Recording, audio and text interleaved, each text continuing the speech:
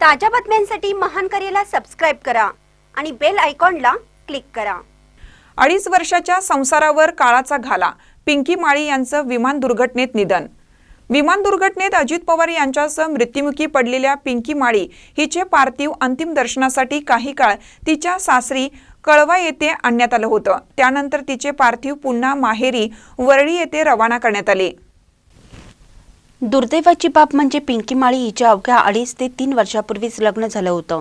तिच्या आवडीनिवडीनुसार तिचा पती ओम कळवा येथील राहत्या घरी फर्निचर बनवत होता। तिच्या आवडत्या रंगापासून घराची सजावट सुरू होती।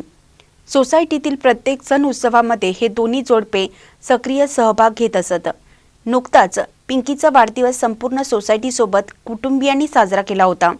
इतकंच नव्हे तर दोन्ही कुटुंबे सोसायटीतील सर्वांसोबत अतिशय आपुलकीने मिळून मिसळून राहायची। या घटनेमुळे परिसरात हळहळ व्यक्त केली जात आहे।